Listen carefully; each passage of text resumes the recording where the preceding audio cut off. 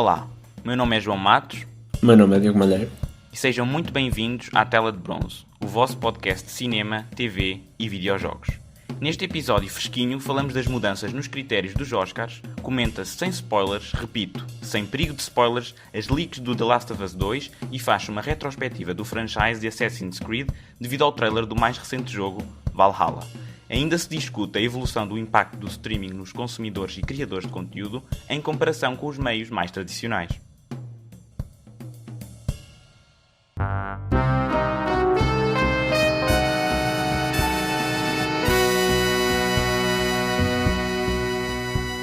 Então, campeão, esta semana, por acaso, tiveste a oportunidade de checar alguma coisa?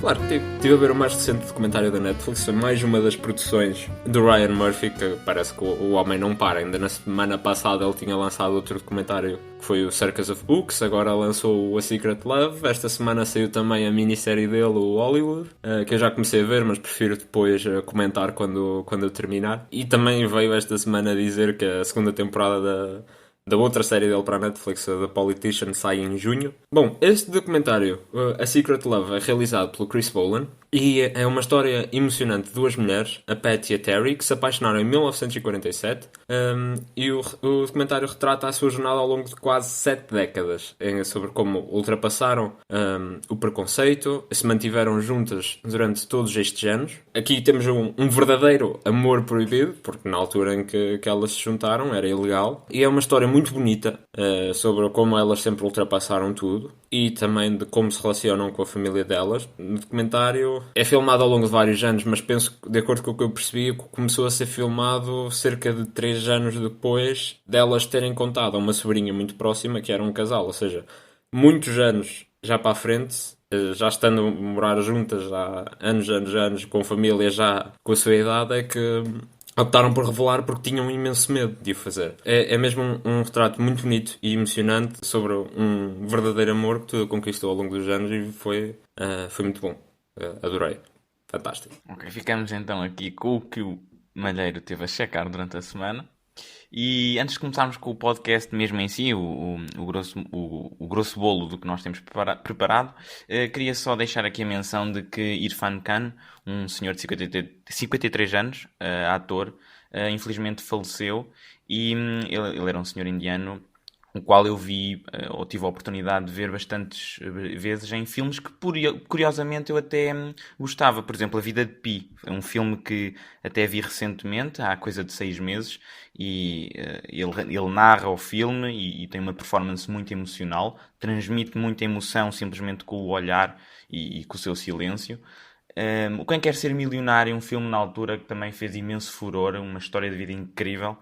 Ele também participa nele. Participa também no Mundo Jurássico, um bocadinho já diferente. O próprio Inferno, inspirado no livro de Dan Brown. Portanto, é uma pessoa que depois também tem imensos filmes em Bollywood, muito conhecido no seu país também, que depois efetivamente fez a transição para Hollywood e efetivamente deixa assim um grande legado para trás.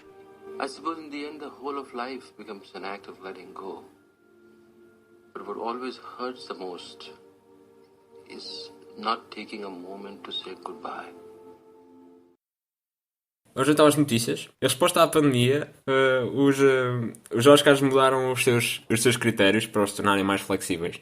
Enquanto anteriormente era necessário que um filme estreasse no cinema durante 7 dias, penso que em Los Angeles, agora, para fazer face aos vários filmes que tinham uma estreia no cinema planeada, mas acabaram por cancelá-la, lançando o filme diretamente em serviços on demand ou mesmo em streaming, poderão ser considerados para nomeações nas diferentes categorias dos Oscars, quanto antes seriam eliminados automaticamente. No entanto, estes novos critérios vão deixar de estar em efeito no momento em que os cinemas reabrirem, para os filmes daí para a frente. No entanto, é de prever também que mesmo nessa situação algumas das restrições acabem por ser aliviadas, como, por exemplo, os filmes não terem que estrear em Los Angeles, mas basta ser em qualquer outro sítio dos Estados Unidos para poderem ser considerados. Houve também outras mudanças, mas estas que ficarão para a posterioridade, não se referem apenas à pandemia, simplesmente aproveitaram a onda para as fazer. Primeiro, a categoria de banda sonora original. Antes, filmes apenas com 80% de música original poderiam ser considerados para a categoria. Agora basta ser 60%, exceto filmes filmes de franchise e sequelas, onde os 80% são exigidos, ainda assim. Adicionalmente, as categorias de edição de som e mistura de som vão ser agrupadas numa só, que é Best Achievement in Sound, a melhor som, basicamente. Em relação à mudança do critério para ser nomeado para o Oscar, acho que faz todo o sentido neste momento, até porque, pronto, tem a ver com a adaptação da indústria a toda esta vivência sem precedentes que estamos todos a experienciar, e acho que é o mais natural. Nota-se também, apesar deles fazerem isso, é sempre ali alguma relutância, até porque já disseram que é mesmo temporária, etc. E também acho que disseram que isto acaba por ser só válido para filmes que tinham em mente e era suposto serem lançados no cinema e que só agora foram impossibilitados de o fazer. Em relação à junção daquelas duas categorias de som que mencionaste, acho que também é curioso e acaba por fazer sentido, porque são duas categorias que estão intrinsecamente ligadas na arte de fazer cinema, e foram até os próprios senhores que votavam e que os representantes dessas duas categorias, o Sound Editing e o Sound Mixing, que disseram que fazia sentido juntar essas duas categorias para ter então algo mais, digamos assim, maciço, como um prémio que, pronto, celebrasse o som de um modo muito mais completo. Sim, e para enfatizar também o trabalho das equipas. Exatamente.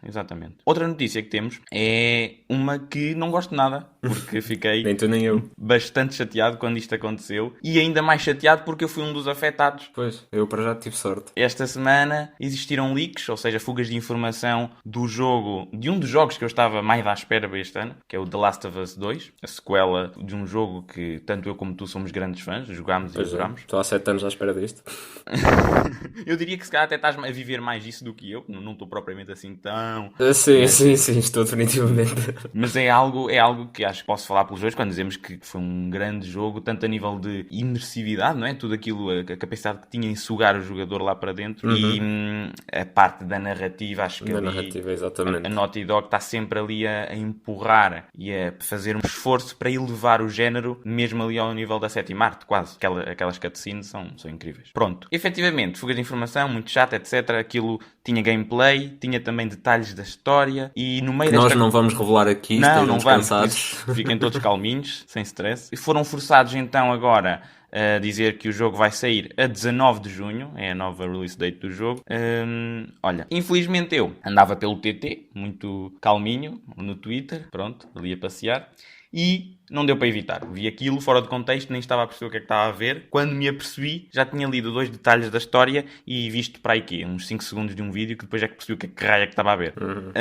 E eu até fui ver a mensagem que te enviei, porque nós falámos sobre isto no outro dia, porque queria dizer que, fora do contexto mesmo, eu não fiquei impressionado e disse algo deste género. Ao que parece, há uma decisão criativa que afeta a história e o gameplay que me fez torcer um pouco o nariz. Exato. Mas isto é como tudo, porque tu, se vires qualquer filme, mostram-te 5 segundos e dizem-te um bitite do que acontece, também ficas confuso e se calhar podes achar estranho. Eu até dou aqui o exemplo, andou a correr no Twitter a cena do Marriage Story, onde está o Adam Driver e a Scarlett Johansson a discutir, e houve muita gente que não tinha visto o filme, tinha ficado, que é isto? Isto é uma bela de uma porcaria, isto é muito cringe. Que é só gritaria, pois. Porque é só gritaria e tudo escalado, mas não tem Exato. o contexto, não tem todos os minutos antes, nem falo do filme todo antes, Sim. falo mesmo dos minutos antes onde houve aquela progressão. E a carga emocional, exatamente. Eu, apesar de não saber o que é que se passa, eu não vi leak absolutamente nenhum, mas estou ciente de que há uma espécie de grande revolta na internet neste momento. Há muitas opiniões, há gente que está muito oposta àquilo que viu. Sim, muito disparo. E eu só tenho a dizer que acho que mais vale dar o benefício da dúvida, porque vocês estão a ver coisas fora do contexto. Deslocadas, sim. E não sabem o que é que vai acontecer, o que é que está, o que é que justifica, como é que vai ser. Mas pronto, não sei, se eu tivesse visto, a minha opinião seria diferente, mas acho que vale sempre a pena dar o benefício da dúvida. Sim, e eu vou adquirir o jogo na mesma, até porque não me interpretes mal, porque tipo, eu quando vi aquilo, primeiro estranhei, depois comecei a pensar, e há ali uma nesga onde eu reconheço o potencial, e se aquilo for bem executado, porque acho que depende da execução e do contexto, como nós estamos a falar, aquilo tem o potencial de ser uma coisa espetacular. Isto não é propriamente o que se anda a ouvir e a falar no Twitter e etc, a opinião das pessoas, mas eu reconheço, como tanto fã do primeiro jogo e como pessoa que gosta bastante de história, narrativa, etc., eu reconheço ali um grande potencial. Agora, é daquelas coisas que é tipo 1 em 100, estás a ver? Depende muito da execução. Como é feito. É. Mas continuo entusiasmado e muito mais curioso até, sinceramente, apesar de tudo. Vamos ver, pois isto realmente veio para tramar tudo, porque o jogo tinha sido há pouco tempo adiado indefinidamente para assegurar que toda a gente o experienciava ao mesmo tempo, que a experiência não era arruinada para alguém por causa de disparidades na distribuição, seja na distribuição de cópias físicas, seja depois nas próprias lojas, muitas estão fechadas em vários países, e há alguns países que agora começam a aliviar restrições, mas há outros que ainda não, e então eles para fazerem face a isso decidiram adiar indefinidamente para uma altura em que toda a gente o pudesse adquirir e experienciar da mesma maneira, mas depois acabou por acontecer esta porcaria e ficaram com os planos todos estragados, porque há imensa gente que levou com spoilers sem querer, depois há gente que foi ver tudo e agora já diz que não vai comprar o jogo. E depois pior, há gente que foi ver tudo e depois andou a espalhar por todo lado para estragar a experiência às outras pessoas. E pronto, então basicamente isto para aí um dia ou dois depois dos leaks, se não foi acho que não foi no próprio dia, mas acho que foi pelo menos um dia depois, a Sony acabou por anunciar uma data para o The Last of Us Part 2, dia 19 de junho, e a própria Naughty Dog fez um comunicado acerca do que tinha acontecido, e entretanto já se sabe que a Sony apurou os responsáveis, e não é ninguém de dentro da Sony nem dentro da Naughty Dog, como se andava a especular. Sim, foi o primeiro rumor. E portanto agora certamente estarão a averiguar. O Jason Schreier, que eu já falei aqui, que é aquele jornalista que costuma ter imensas fontes de informação, eu próprio disse que andou a contactar employers da Naughty Dog para tentar perceber o que é que se passou, que a maior parte deles duvidava que realmente tivesse sido alguém de dentro, porque aquilo afetou, mesmo que fosse porque os rumores tinham a ver com as condições de trabalho lá no estúdio, do crunch, do crunch e das horas excessivas, e que mesmo o que os trabalhadores lá do estúdio disseram, que apesar disso, que duvidavam muito que tivesse sido, porque isso prejudica-os ainda mais. Sim, porque se o jogo vende menos, eles depois também não têm acesso ao bónus, não é? É aquela história. E o que ele disse é que a maior suspeita que ele tem, apesar de ser provavelmente uma previsão dele, mas o Jason Schreier acaba por ser bastante certeiro nestas coisas, é que estando o estúdio a trabalhar, as pessoas a trabalhar a partir de casa, as falhas de segurança são muito mais possíveis. E então poderá ter sido isso. No meio disto tudo, o Ghost of Tsushima acabou também por ser reajustado o seu lançamento. 2 semaninhas.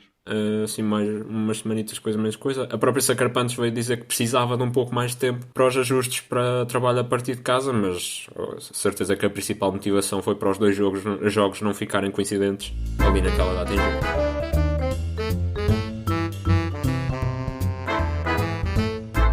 Para algo muito mais interessante, onde eu faço esta voz de pseudo-eloquente, temos então as rapidinhas de bronze. Campeão Malheiro, e que tal começares? E que tal não começar? LOL, mandas em mim?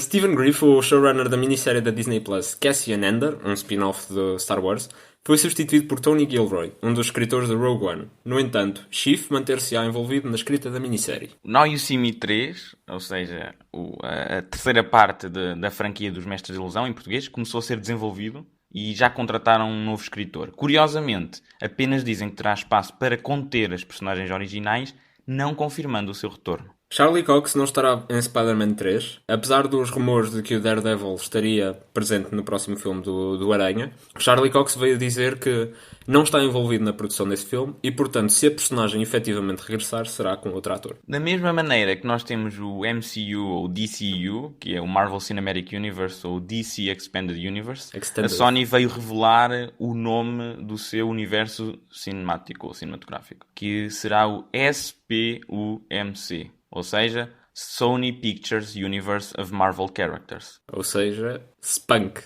Que, para quem não sabe, é calão para Salmon em inglês. Não sei como é que não se aperceberam disto. Ou então, se calhar, perceberam e disseram: isto vai virar meme, vai ficar viral, é bom para nós.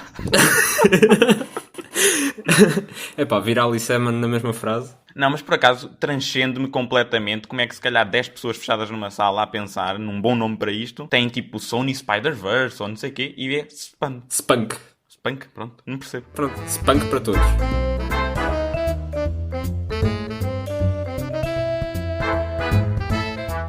Temos um único trailer esta semana e é de um jogo, que nós já há muito tempo não falamos de um trailer de um jogo. Sim.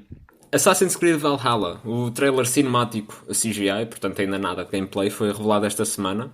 Isto foi toda uma jornada, porque primeiro a Ubisoft contratou um artista bastante conhecido, que é o Boss Logic, Boss Logic. que esteve a fazer um live stream de 8 horas a criar arte para o jogo, para revelar o setting. Então as pessoas estiveram lá durante 8 horas a especular, se bem que ficou relativamente óbvio, relativamente depressa. Até porque já tinha havido uns leaks de Assassin's Creed com algumas informações sobre o que é que o jogo seria. Portanto, o trailer foi cinemático, CGI. Temos o setting, então, vai ser na Inglaterra do século IX, mas a nossa personagem é um viking ou uma viking. Nós vamos poder escolher se é homem, se é mulher, apesar da personagem ser exatamente a mesma e do nome ser Eivor, não sei bem a pronúncia, para qualquer que seja o sexo escolhido. E, portanto, vamos então jogar com um viking que vem da Noruega e invade a Inglaterra do século IX.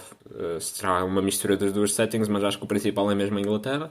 Teremos novamente combate naval, certamente, como já é um staple da franquia. Do trailer em si, vemos muita pancada, muita batalha e vemos também supostamente o Odin. Mas o que eu mais gostei do trailer foi aquele paralelismo do rei da Inglaterra a falar de eles são monstros, eles vão matar toda a gente, e depois eles estavam lá todos felizes a dançar com crianças e tudo mais.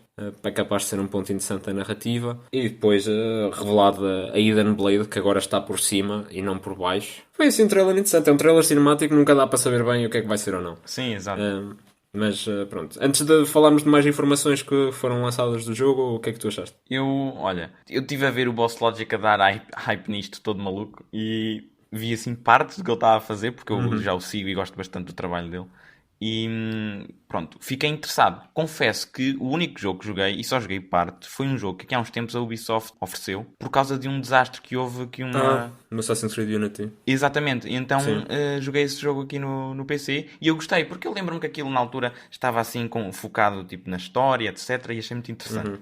Agora, acho curioso o setting deste novo jogo do franchise deles, porque também vem numa altura onde existiu imenso sucesso com a parte da mitologia nórdica do God of War. E acho que eu adorei God of War. Então, revisitar ou algo semelhante nesse aspecto de lore por trás, parece-me apelativo, dado que eu, gostei bastante. Vai ser, muito provavelmente, dependendo do gameplay, não é? Tipo, se me interessar o que eles mostrarem, provavelmente vai ser o primeiro jogo que eu então vou ter para a PlayStation e pronto. Mas estou entusiasmado porque é assim, eu nunca tive a oportunidade de jogar mesmo onde gosto de jogar, porque não gosto de jogar no PC. E este poderá ser um excelente degrau para subir. Excelente degrau para subir. Exatamente. A minha experiência é completamente diferente. Eu joguei quase todos os Assassin's Creed, só não joguei o Rogue e o Syndicate ainda. Qual é aquele que é o dos piratas, que parece piratas? É o Black Flag. Esse jogaste? Joguei, pois. Ok. Portanto, a minha experiência... Eu vou só falar muito brevemente da minha experiência com a franquia. O meu primeiro foi o 2. Depois joguei o 4. Foi assim. Passei do 2 para o 4, o Black Flag. E depois é que fui jogar os outros todos, do primeiro ao 3, com o Brotherhood e Revelations no meio, e gostei quase sempre deles. Portanto, a trilogia do Ezio, o Assassin's Creed 2, Brotherhood e Revelations continuam a ser o patamar de qualidade que a franquia tem vindo a aspirar. O Black Flag foi ótimo. Apesar de não ter sido um ótimo jogo de Assassin's Creed, foi um ótimo jogo de piratas. E foi no Black Flag também que começou assim uma dissonância. O Assassin's Creed 3 foi um bocado mais fraco. Depois disso, tive muitos anos sem jogar Assassin's Creed, até que comprei o Assassin's Creed Origins. Foi assim o regresso à franquia com muitas mudanças. E a equipa que está a fazer o Assassin's Creed Valhalla é a mesma equipa que fez o Assassin's Creed Origins e o Black Flag, liderada pelo Ashraf Ismail. E tenho bastante confiança nesta equipa, porque tanto o Black Flag como o Origins foram excelentes jogos. E depois fui jogar o Odyssey também, que é um bocado escrito. O Odyssey tem uma grande crise de identidade porque quer ser um RPG baseado na mitologia grega, mas também quer ser um jogo de Assassin's Creed. E as duas não se interceptam. Esse aí é aquele que tem onde podes usar uma espécie de um falcão ou de uma águia como um drone? Já dá no Origins também. Ok. Começou no Origins e depois foi uma coisa que foi para o Odyssey. Ok. Eu depois joguei o Unity mais tarde. O que é mais importante destacar agora como comparação, se calhar é mesmo o Odyssey, apesar de não ter sido feita pela mesma equipa, porque foi com o Odyssey que eles fizeram o grande salto para o RPG. O Origins foi assim um cheirinho, para ver o que é que as pessoas achavam. No Odyssey fizeram um grande salto, e agora parece que o salto vai ser ainda maior, mas vai corrigir coisas que para mim não funcionaram no Odyssey. O Assassin's Creed Odyssey foi um jogo muito bem sucedido, tanto em crítica como vendas. As pessoas gostaram muito do jogo em geral. As pessoas que se calhar gostaram menos foram pessoas como eu, grandes fãs de Assassin's Creed, da franquia, porque em termos de lore e de ser franquia em si, afastou-se por completo. Afastou-se, pois. E o Valhalla parece que não se vai aproximar muito mais. É assim, mais certamente irá aproximar-se, porque o Odyssey fez uma coisa muito estúpida em termos de narrativa. O Origins passa-se, penso que é cerca de 30, 40 anos de Cristo. E como o nome indica, Origins é uma história de origem para o credo dos assassinos. Pronto, então o que é que o Assassin's Creed Odyssey faz? Regressa 400 anos no passado. Portanto, nem há assassinos, não há nada. Portanto, é aquela coisa. Como um RPG na Grécia Antiga tem o seu interesse, como um jogo de Assassin's Creed, não é? Eu até te ia dizer, se tu queres ter uma noção, eu acho que tu ias gostar do Assassin's Creed Odyssey, porque é daqueles jogos em que tu podes causar o caos, e tu gostas disso. Gosto muito. Tu, se quiseres, podes ter um machado em chamas e andar a lutar contra galinhas. Oh, churrasquinho para a noite. Portanto, tá ótimo. Agora, o Valhalla vai manter algumas das as coisas de RPG, vai acrescentar uma coisa nova que são os settlements, vamos poder criar os nossos próprios acampamentos, customizá-los. Sei que eles não falaram disso em muito detalhe, mas o sistema de leveling e de upgrades vai ser reajustado. E o que eu mais achei interessante foi a questão da personagem principal e da escolha de diálogos, que foi a escolha da personagem principal e de diálogos foi introduzida no Odyssey também, mas no Odyssey nós podemos escolher entre a Cassandra e o Alexios, seriam também a mesma versão da mesma personagem, se bem que tu escolhendo um, imagina, no meu caso eu escolhi o Alexios e joguei com o Alexios o tempo todo, mas na história a Cassandra aparece num papel diferente. Isso é fixe. Mas eles trocam, imagina que tu escolhias a Cassandra, apareceu outro campeão. A tua Cassandra teria a personalidade do Alexios e o teu Alexios teria a personalidade da minha Cassandra. Agora eles já disseram que isso não vai acontecer, é Eivor, masculino ou feminino, é a mesma personagem, ambos são canon. No Odyssey eles disseram que a Cassandra seria a personagem canon. Em termos de escolha de diálogos, no Odyssey era um pouco dispar, porque tu no momento podias ser um mercenário honrado e ajudar toda a gente, como no momento a seguir podias simplesmente mandar toda a gente para outro sítio, ser super agressivo, matar quem te apetecesse e ainda assim eras visto como o grande herói. Mas então a história é linear ou é um mundo aberto? É mundo aberto. É mundo aberto. Sim, sempre foi. E tem tipo uma história geral e tem que ir completando coisas tipo checkpoints? Tens as tuas quests, é um mundo aberto típico. Tens as tuas quests principais, quests secundárias. No Odyssey foram introduzidas escolhas de diálogo e escolhas narrativas, se bem que não tem muito impacto. As escolhas acho que não foram... Estavam muito undercooked no Odyssey. Então e o parkour? Agora já não há? Eu lembro-me que aquilo no início... parkour, sempre houve. Sim, e agora este vai ter? Vai ter, sim. Ok. Isso são... todos tiveram, portanto este terá. Eu lembro-me de ter... Eu por acaso gostei imenso no Unity que eu joguei. Adorava andar por lá feito maluco pelos telhados e saltar para as coisas da palha e tal. Olha, o Unity foi dos Assassin's Creed que eu gostei menos, mas acho que é capaz de ser o que tem melhor parkour. Isso era a parte onde eu me divertia mais. Sim. Ele depois, no Origins, mas depois no Odyssey ainda mais, foi muito simplificado. Portanto, ele está lá, podes trepar o que te apetecer, mas é muito fácil. É carregar um botão e ele vai. O que eu ia dizer é que agora uma das pessoas que está em cargo da escrita deste jogo veio dizer que será dada muito mais atenção à escolha de diálogo para ser algo que seja mais coerente com a personagem que é. Porque tal como eu estava a dizer, no Odyssey tanto podias escolher ser uma pessoa muito bondosa como podias andar a assassinar uma vila e eras sempre visto como um herói. E a personalidade da personagem era muito dissonante porque as coisas não batiam certo. E agora parece que vão ser mais coerentes nesse aspecto, o que achei interessante. Portanto, eu estou curioso para este jogar mesmo, principalmente por ser da equipa do Ashraf Ismail, mas pronto, para já só há especulação. Talvez não fique muito entusiasmado como um jogo de Assassin's Creed, mas como um RPG na Inglaterra medieval do século IX, com vikings e tudo mais, parece-me que será divertido aí. Mas é assim, não vale a pena estarmos a alongar muito mais agora, porque para a semana, dia 7 de maio, vai haver um evento da Microsoft, onde eles vão revelar gameplay da Xbox Series X, e o Assassin's Creed Valhalla terá lá gameplay revelado, já que vai ser lançado em ambas as gerações, na PS4, PS5, Series X e tal, e depois, portanto, lá certamente teremos mais coisas para comentar e para especular, agora é só com base em informações e num trailer cinemático.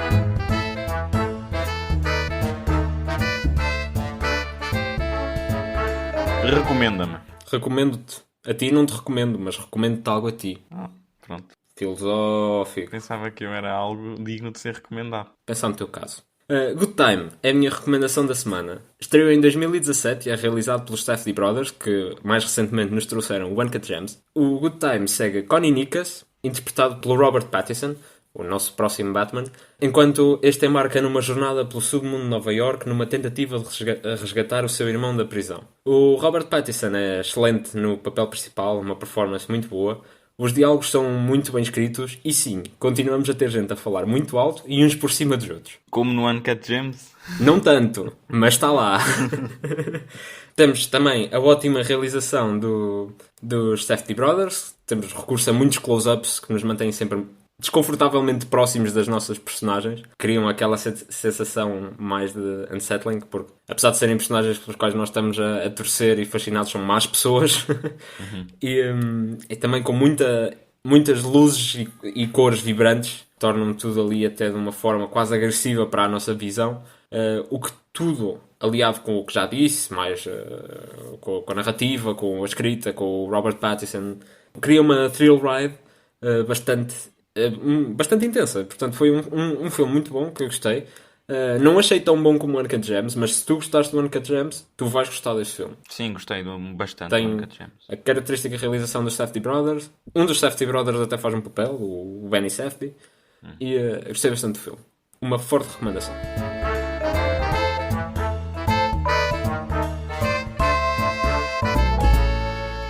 Como tópico final e engraçado, onde vamos estar aqui aos pinotes, vamos então falar sobre a importância do streaming para o cinema e para a televisão. Pronto, isto são 3 grandes blocos do entretenimento ao nível do que é o cinema, do que é esta arte que nós andamos para aqui a falar.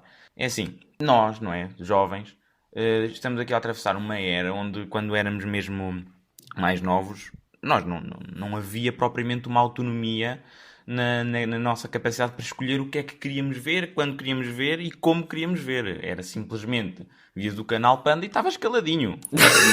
Isso querias. Pronto. Exato. E era o que dava na televisão ao domingo à tarde, tipo comédias do Adam Sandler e tudo mais. Nós não temos, com a televisão, estamos ali sempre restringidos ao que eles escolheram passar, às horas que eles escolheram passar. Sempre foi assim. Exatamente. Agora, com o streaming, que tem vindo a intensificar a sua estadia aqui nas nossas vidas, ainda para mais nos tempos em que vivemos agora, acho que as stocks da Netflix, por exemplo, devem estar ao rubro. Acho sinceramente que toda essa capacidade que eles nos dão de autonomia, de liberdade, de a qualquer altura vês, onde quiseres, o que quiseres, porque não há nada melhor do que tu chegares a casa e poderes escolher exatamente o que queres ver. Seja isso um filme, uma série, documentários, até muitas vezes agora temos acesso a programas que não são exclusivos nem da América ou do Reino Unido, que era o mais usual, ou nem de Portugal. Temos aqui acesso a conteúdo que já vem de outros países. Temos acesso a outras culturas, outra visão para a arte. E acho que isso é sempre enriquecedor. Olha, não sei, este foi o pontapé de saída. O que é que queres acrescentar? Assim, só dar destaque. Esta conversa foi motivada principalmente por uma notícia que nós falámos há 2 semanas, que foi o Scorsese, que estava com problemas a conseguir um contrato para fazer o próximo filme dele, o Killers of the Flower Moon, e provavelmente ia ter que ir novamente para o streaming, como aconteceu com o Irishman. E depois também de terem saído as notícias de que filmes que agora que podiam ter estreado em streaming sem passarem pelo cinema e serem considerados pela Academia, para os Oscars, foi um tema que nós achámos relevante e é um tema que tem pano para mangas. Um bom timing. Portanto, é assim, o streaming veio alterar 2 coisas. Tal como tu disseste, a forma como consumimos conteúdo, em primeiro lugar. Porque, para além de temos uma grande oferta de vários sítios disponível a 2 cliques, seja em que plataforma for, seja na Netflix, seja na HBO Portugal, no Amazon Prime, no Apple TV Plus, seja onde for, ou se usarem VPNs, até plataformas que não estão disponíveis cá, como a Disney Plus, ainda não está, e a Hulu, que também pertence à Disney, mas tem outro tipo de conteúdos. E é assim, para além disso, criou um pouco a cultura do binge viewing, que antes não existia, porque na televisão os episódios saíam semana a semana, e vias a semana, e depois, quando muito, podias ver repetições, já ficavas à espera pela semana seguinte. Agora, principalmente por causa da Netflix, que lança os episódios todos de uma vez, acabou por criar um pouco essa cultura do binge viewing. Mais do que isso, permitiu que várias séries mais antigas assistissem, não digo necessariamente a uma renascença, mas que fossem descobertas agora por uma geração mais jovem ou por alguém que nunca as tinha experienciado. Como, por exemplo, não posso falar pelos outros países, mas sei que cá em Portugal, com pessoas da nossa idade, Friends ficou extremamente popular por causa de estar disponível na Netflix. Não ficou popular por darem episódios todos os dias na Fox Comedy. Um horário muito específico. E agora, mais recentemente, Community, eles também puseram lá, também ficou, não tanto para já, mas também tem tido assim alguma popularidade. Gigantes como a Casa de Papel, aí são originais, já é um tema um pouco diferente, se bem que foi um original que não era original deles, mas que depois eles adquiriram. Tornou-se também num grande colosso da televisão. E, portanto, alteraram muito essa maneira. Tem imensa oferta, seja de conteúdos originais, seja de conteúdos não originais. Passa a redundância, mas é o que é. E, pronto. Alterou muito a forma como consumimos o conteúdo. Mas também alterou a forma como o conteúdo é produzido. E esta, se calhar, ainda é mais importante. Porque em streaming, seja séries, sejam filmes, não... Porque nós estivemos a falar mais, até se aplica mais às séries, e aqui também se aplica mais às séries. Eles não têm que estar preocupados com as restrições impostas por terem de ser transmitidas num canal. De terem um runtime muito específico, um número de episódios muito específico e do conteúdo. Que mostram, por exemplo, de uma série que tivesse conteúdo mais violento ou mais sexual, teria que passar mais à noite, teria restrições nas marcas que quisessem fazer publicidade nos seus intervalos e, portanto, aí poderia vir a ter restrições nos seus orçamentos. Isto não se aplica à HBO, que apesar de ser um serviço de streaming em Portugal, não é nos Estados Unidos, é um canal, mas é um canal por cabo, portanto é muito mais independente nesse aspecto. E, portanto, essas barreiras foram quebradas, porque, por exemplo, uma série como Stranger Things, vamos dizer assim, não é uma série extremamente adulta, mas tem alguma violência, ao ponto em que, se calhar, se fosse a passar num canal qualquer, mesmo sendo protagonizada por crianças, tivesse que ser arrastada para o horário da noite. Pois, se calhar, porque eles andam para lá a fugir dos Demogorgons e as crianças em horário nobre, os pais podiam ficar E incomodados. realmente ia morrer na praia, porque apesar de ser relativamente family friendly, não toca assim com temas muito... Não é nada especial por aí além, assim. Mas tem alguma violência que de certeza que as pessoas que controlam isso não ficariam muito satisfeitas. Outro caso, e que se destacou muito na altura, foi Daredevil. Principalmente no mundo da Marvel, em que Sim, claro. na altura até era piada dizer que a Marvel é para crianças e depois veio Daredevil e temos alguém, tipo, no quarto episódio com a cabeça a ser esmagada na porta de um carro. Ainda me lembro. Isso não passaria em lado nenhum sem ser se calhar na HBO e não passaria de certeza na Disney Plus. O facto do que tu estás a referir, a liberdade tanto do que é a produção e a criação de conteúdo que eles dão aos realizadores, aos produtores, etc. Tudo isso eu acho que é vantajoso tanto para o consumidor como também para os criadores. Para quem cria, exatamente. Porque, imagina, para nós é bom porque estamos a ver a versão mais crua e mais fiel à sua visão. Porque estamos a ver aquilo sem limites, sem qualquer restrição. É simplesmente o que a pessoa idealizou está dentro das restrições, se calhar monetárias. Sim, ou o que certamente seja. haverá. Certamente há Exato, restrições, mas imagina, não se são eles tão quiserem agressivas. mostrar um rabinho, teremos lá o rabinho. Teremos lá o rabinho, exatamente. A não ser que seja aquela cena que tu falaste semana passada.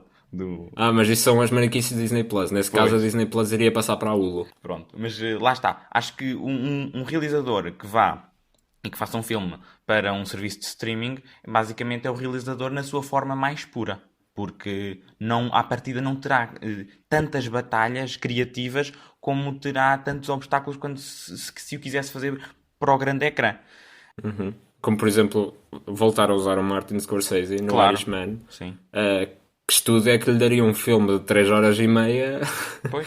Aliás, foi precisamente com o por isso orçamento que que o tem. filme estava sempre a ser passado de mão em mão até que ele depois lá conseguiu o acordo com a Netflix. Porque, de facto, 3 horas e meia não é rentável. Já os Vingadores, o Endgame, já havia malta a torcer o nariz com 3 horas. Já havia malta a torcer o nariz. Agora, seja aquilo... pelas pessoas acharem que é logo mais, seja os próprios cinemas que pensam 3 horas e meia, nisso de um filme de 2 horas, mais um filme de hora e meia. Pois, porque mais as pessoas esquecem-se, mas os cinemas só fazem dinheiro, ou a maior parte do dinheiro que fazem é com as concessões, com o dinheiro que eles fazem com as pipocas, com com as bebidas, etc. Não é propriamente com o bilhete. O bilhete é uma percentagenzinha mínima. Outra coisa que alterou na criação de conteúdo, e isto mais uma vez é uma coisa que se aplica principalmente à Netflix, por causa da estrutura que eles têm de lançar todos os episódios de uma vez só. Que os outros serviços de streaming é variável. Sei que na Hulu há séries que eles lançam todos os episódios, há outras que lançam semanalmente.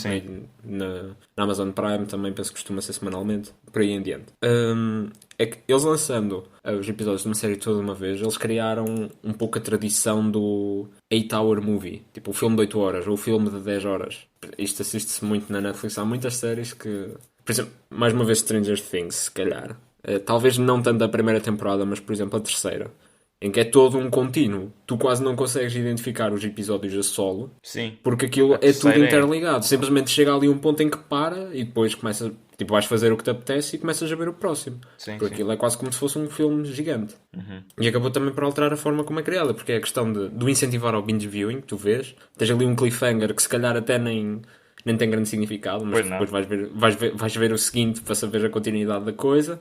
E ficas ali a experienciar aquele filme de 8 horas. E não é que se tenha perdido, porque ainda há séries que o fazem, mas vou usar a expressão mesmo, acabou por se perder um pouco a tradição das séries mais episódicas. Sim, do episódio compacto. Mesmo estando tudo interligado e tudo completamente relacionado, é isso, um episódio compacto com um princípio, meio e fim, em que conta ali a história do episódio, e depois mesmo que não precisa de ser necessariamente aquela coisa de que muitas séries, tipo, sei lá, a CSI fazem, em que um episódio tem a próxima história e depois essa história desse episódio nunca mais é referida e não tem impacto absolutamente nenhum. Não precisa ser isso, porque há séries episódicas que depois têm assim uma narrativa geral grande. Que tem a narrativa geral, mas tem aquele episódio com princípio, meio e fim. Sim, sim. E que é uma experiência muito compacta. E eu aprendi a apreciar muito mais esse tipo de séries do que se calhar os 8-hour movies. São uma experiência bastante diferente. São duas maneiras de consumir conteúdo. Também é uma grande diferença, como estás a referir, porque lá está, se estivesse na TV, muito provavelmente isto não teria sido feito assim. Só ias ver daqui a uma semana, ia parar assim. Não ia parar assim. Ou em qualquer outro serviço de streaming que não faz as coisas desta maneira. Exato. Mesmo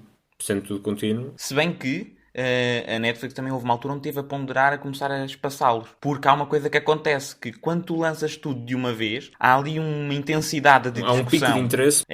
Mas depois para. Porque lá está, em 2-3 dias toda a gente já viu, toda a gente já não está a falar passado uma semana. Mas o que eu vi, portanto, eles fazem isto a anos, portanto continua a ser rentável. O que eu vi é que há alguns programas que fazem semanalmente, mas esses programas são tipo reality shows, ou algo assim do género, concursos, que às vezes eles têm, que eles fazem isso para evitar spoilers do final. Mas de resto, a aposta deles vai continuar a ser fazer desta forma. Outra coisa também que acho relevante falarmos é do preconceito que existe no geral e que eu acho que tem vindo a diminuir. Mas, por exemplo, temos o Steven Spielberg, um dos maiores realizadores de sempre, que fez declarações há uns tempos atrás onde ele disse-me, salvo erro, algo deste género, que não é cinema, o que é ali, o que está feito nos serviços de streaming, nem sequer merece. A ideia era que não merecia estar no mesmo patamar do que, por exemplo, o que ele faz, etc. É assim, por um lado, eu percebo, porque é assim, o que ele está a dizer, ele é um realizador da grande vanguarda do cinema, não é? Portanto, dos tempos gloriosos do cinema, e ele está, efetivamente, parece-me que proteger o legado do que é a clássica experiência cinematográfica, que é, compras um bilhete, vês num ecrã tremendamente gigante, tens uma experiência, as luzes baixam, etc., sais e ficas a pensar naquilo, ou seja, implica ali um movimento, uma saída da rotina, porque vais para um espaço diferente, e é aí que tu estás a apreciar essa arte onde supostamente deveria ser apreciada. Porque, apesar de eu gostar bastante de tudo o que se passa no serviço de streaming, eu prefiro sempre ver, se puder, se o filme o merecer, que há filmes que pedem. Por exemplo, lá está, olha, o Infinity War, estou a lembrar-me. Aquele filme, eu orgulho-me de o ter visto no grande ecrã. A experiência foi, ainda para mais viu em IMAX, a experiência foi transcendente, foi espetacular. Agora, de facto, nota-se também assim, uma espécie de inércia ou de atrito em tentar aceitar esta mudança dos tempos, dado que parece-me pouco natural que filmes que saiam na Netflix sejam tidos como uma arte menor simplesmente porque não saíram no grande ecrã. Há sim estes dois reversos, estes dois lados da moeda, que eu acho que não se pode ver assim unilateralmente, percebes? Não sei, qual é que é a tua opinião? Eu acho que é completamente natural, ou melhor, eu percebo o que é que ele disse, mas não concordo. Sim, eu também discordo daquilo que ele disse. Eu entendo essa vertente que tu disseste, da experiência de ir ver o filme, mas mesmo aí eu não lhe pego porque Eu acho que os serviços de streaming não vieram para substituir o cinema. Exato, pelo menos não era essa a opinião, não era essa a ideia. Vieram para complementar. E, por exemplo, não tenho bem a noção do que é que os outros serviços de streaming oferecem quanto a filmes. Sei que as produções de televisão, mas penso que a filmes se calhar a Netflix produz mais. E Netflix produz muitos filmes de porcaria. Especialmente recentemente, assim, nos últimos 1 ano e pouco, tem vindo a fazer mais, que antes nem fazia tantos filmes. Por isso, a Netflix tem muito filme de porcaria. Tipo, filmes horríveis. Que lá estão e que são trash e coisas que uma pessoa consome. E tá, tipo, sei lá, aquelas comédias românticas cheesy, de adolescente e coisas assim. Sim, sim. Mas têm aparecido algumas gems. Principalmente nos últimos anos. O Roma, o Marriage Story, o Irishman. Sim. E entre outros, como outros que eu me lembro de destacar, que foi um filme que à última da hora não foi lançado nos cinemas e passou para o streaming porque o estúdio perdeu a confiança no filme, foi o Annihilation. Um filme que eu também gostei muito e que, pelo menos, poderá ter tido uma estreia limitada em cinemas. Estes filmes que eu mencionei tiveram estreia limitada em cinemas para poderem ser considerados Por causa da tal regra que falámos há pouco. para os Oscars. E mesmo assim tiveram dificuldades, porque os próprios cinemas ficam para que é que eu vou passar aqui este filme se daqui a 2 semanas ele vai estar disponível Sim, para toda a e gente. eu também compreendo o lado deles. São filmes bons que teriam sido ficado perdidos. Mais recentemente, pronto, posso falar do Extraction, porque eu posso não ter gostado muito do filme, mas reconheço o seu valor. O resto foi uma questão de gosto, se calhar. Sim, como tudo, isto é arte, por isso. Exato. É assim, não veio para substituir o que está no cinema, mas veio para complementar, porque são filmes excepcionais. O Roma é cinema no seu estado mais puro. E o Marriage Story foi um dos meus filmes favoritos do ano passado. E mesmo nos próprios awards shows, eu noto uma espécie de preconceito com estes filmes, porque acabam por raramente ser premiados. Por exemplo, o ano passado, há 2 anos, o Roma era se calhar o frontrunner para ganhar o Oscar. Tinha ganho já vários prémios anteriores, mas depois chegou à última hora e ganhou o Green Book. Aí se calhar também tinha aquela questão do filme estrangeiro, que este ano finalmente foi quebrada essa barreira de ganhar o filme estrangeiro. Mas, por exemplo, isso do Roma foi uma coisa que eu fiquei a pensar se não poderá ter sido uma boa parte dos eleitores da Academia, dos que votam, a pensar nisso de não é cinema, é um filme de televisão, é o que muitas vezes dizem. Pois é aquela coisa, aquilo saiu ali e tal. E depois também há aquele problema que também já o ano passado houve ali uns rumores e houve até uma pessoa que veio dizer que sim, que muitas vezes nem sequer veem os filmes todos. Votam um bocado pela opinião pública, pelo que acham. E pronto. Por isso é que é o que eu te digo. Os Oscars têm o poder relativo e a opinião relativa. Para mim, não é algo que eu diga... não é algo que é tipo, meu definitivo. Deus, se ganhou o Oscar, não. Eu acho que não. Não, eu não vivo isso, mas acho que é uma coisa que é sempre interessante e é um bocado inevitável para nós torcermos por aqueles filmes que realmente gostamos. Exato, Não é? exato, É claramente. quase... É o equivalente a estarmos a ver futebol e a torcer pela nossa equipa. Sim, eu, por exemplo, quando foi na altura, imagina, o Dunkirk, eu estava a torcer imenso para que o Christopher Nolan ganhasse, porque eu adorei todo o seu trabalho. Mas olha, agora que falei no Nolan, deixa-me só dizer, dado o que nós estamos agora a viver, ele tem feito umas mensagens que isto vem de encontro a esta situação que estávamos a falar, tipo do streaming e do cinema estarem agora em competição. Pronto, como isto são tempos completamente dispares e fora do que é suposto, não é? O que estamos a experienciar, o Nolan tem feito sempre, fez uma carta aberta e tem feito sempre mensagens a dizer às pessoas para que não se esqueçam, quando isto terminar, de voltar, e quando for seguro, de voltar a incentivar os cinemas, etc. Porque há imensos que, à partida, ou vão fechar, ou então vão condensar as salas, e depois pode ser bastante difícil esse arranque. Porque lá, é como eu digo, é mais do que natural. Limitações na lotação. Pois, e é mais do que natural que as pessoas agora estando em casa, e muito bem, estejam a consumir conteúdo, lá está, o que querem, em serviços de streaming. Agora, pode ser bastante lento esta recuperação dos cinemas e, imagina, o Tenet, por hipótese, que é o próximo filme do Nolan, imagina que sai, pronto, aquilo de julho, não sei o quê, imagina que sai em agosto, que eles metem para agosto, que já é seguro, e metem em agosto. Vai haver imensa relutância em ver e o filme nunca fará o dinheiro que faria caso não existisse nada. É sempre agora um problema, agora para os motores reaquecerem. Eu acho que um filme como o Tenet acaba por se safar melhor nesse aspecto. Porque é um blockbuster especial e é do Nolan. Blockbuster, tem um realizador de renome e tudo mais. Mas se calhar filmes mais pequenos vão acabar por optar por outro tipo de lançamento. Como já tem acontecido ao longo destas semanas. Agora não consigo dar nenhum nome em particular agora. Está-me a escapar. Mas sei que há filmes que ou optaram por uma estreia on demand, em que, tipo, sei lá, lançaram pai por 20€, o que é caro, quer dizer, $20, falar em valores dos Estados Unidos, não sei como é que está cá em Portugal. O que lá se calhar é o dobro de um bilhete de cinema, mas é aquela coisa, estás em casa, várias pessoas estão a ver. Ou acabam mesmo por lançar nas plataformas de streaming porque está acessível, as pessoas veem e se calhar é mais rentável para eles lançarem lá do que estarem à espera, por uma altura em que os cinemas estão reduzidos a lotação, sei lá, se calhar metade. Claro. E pronto, e depois mesmo assim as pessoas se calhar só irão optar por ir por aqueles filmes que realmente querem ver e acaba por ser uma salvaguarda nisso. O que eu ia dizer há pouco, pronto, esta conversa ficou aqui um bocado dividida entre o streaming para a televisão e o streaming para o cinema. Isto dos award shows e da controvérsia é mais do lado do cinema porque vai um pouco contra aquilo que é a tradição. Na televisão acho que é muito mais aceito. Portanto, se nós formos a ver cerimónias de Emmys dos anos anteriores, está completamente dominado pela Netflix, pela Amazon Prime e também pela HBO, mas eu aí não conto tanto porque só é serviço de streaming cá fora.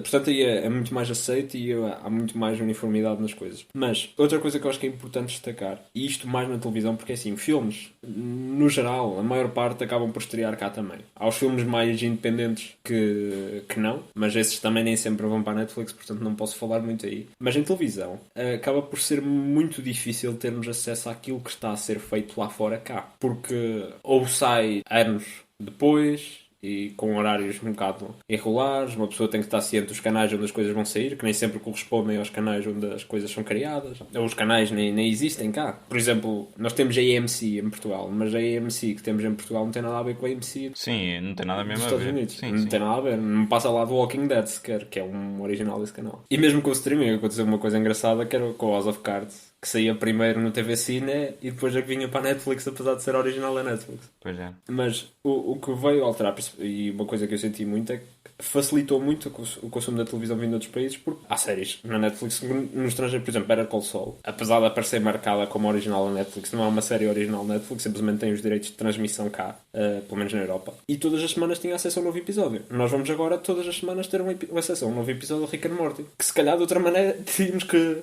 recorrer a outros recursos Aqueles que não recorremos. para poder experienciar isso, e agora temos uma acessibilidade muito maior. Sim, e também é bom para os próprios criadores. Por exemplo, pessoas que estão a iniciar a sua carreira e estão interessados e querem experimentar coisas. É muito mais fácil hoje em dia entrarem no mercado com um projeto do que se calhar há 20 anos atrás. Há uma oferta muito maior, há um mar muito maior onde há várias coisas. Claro Exato. que é muito mais fácil morrer afogado nesse mar porque há muito conteúdo agora, há muito mais saturação, mas a verdade é que há mais oferta e há mais pessoas disponíveis a ver. Porque é aquela questão de, pronto, se calhar eu e tu que estamos mais dentro disto sabemos bem o que procurar. Ouvimos falar desta série, vamos procurar esta série, onde é que Temos ela aquela está, onde é que eu intuição. posso ver e arranjamos. Há muita gente que simplesmente, sei lá, ligam a Netflix, ligam a HBO, ligam a Amazon, ligam a Apple TV Plus e é o que está. E é o que está e vem. E está tudo bem. Mesmo este espectador casual, chamemos-lhe assim, acaba por poder experienciar estas coisas que de outra maneira nunca teria, porque, sei lá, falando outra vez no House of Cards, ele também passava na SIC, mas passava tipo ao sábado às 2 da manhã. E tipo, quem é que vai ver essa porra? A não ser alguém que conheça. Tens o gravador agora também? Depois Agora, introduziram o agora. gravador dos 7 dias. Mas antes não tinha. E nem toda a gente tem. Falando daquilo que estavas a dizer há bocadinho, tanto dos Oscars como aquela situação de filmes que estão a ser libertados em streaming, imagina, o realizador do New Mutants chega e diz: ó Disney, agora tranquilos, podem meter porque agora já podemos ser nomeados para um Oscar. O que é hilariante. Esse filme está para sair, sei lá, há 47 anos, mais ou menos. Lancem esse filme em streaming. Parem com o sofrimento do New Mutants. Se não querem no Disney Plus, metam na Hulu. Façam o que vos apeteça. Lancem o filme de uma vez só. Coitados. Não, e coitado do realizador também. Sim, estou a falar coitados, coitado do realizador, de quem escreveu, dos atores e das atrizes e tudo mais. É um sofrimento. Fogo. Estão há anos naquilo. Até eu já estou com pena e bati muito nesse filme.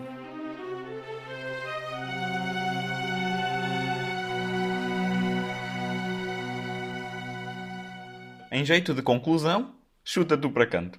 Lá estás tu com as analogias desportivas. Até parece que somos grandes. E eu nem sou fã de futebol. E eu ainda menos, eu não sei chutar uma bola. Eu sei olhar para ela. Pronto, então se calhar estamos ao mesmo nível. Muito obrigado por terem ouvido. Deixo aqui a mensagem do costume. Avaliem, deem estrelas, subscrevam, sigam, façam o que vos apetecer, partilhem, mostrem às vossas mães que nós estamos a gravar isto no dia da mãe. Comprem uns quilos.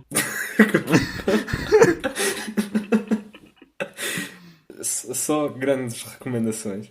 E pronto, podem encontrar-nos no Twitter, em telabronzepod, podem encontrar-nos no YouTube, Tela de Bronze, podem enviar-nos e-mail, teladebronze@gmail.com, com o que vocês quiserem. Sejam perguntas, sugestões, dúvidas existenciais.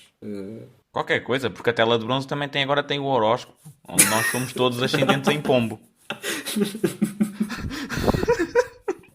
Exato, podem subscrever à nossa newsletter, que é o horóscopo de bronze. E pronto. É isso. Obrigado mais uma vez. O meu nome é Diogo Maneiro. O meu nome é João Matos. E isto foi a Tela de Bronze.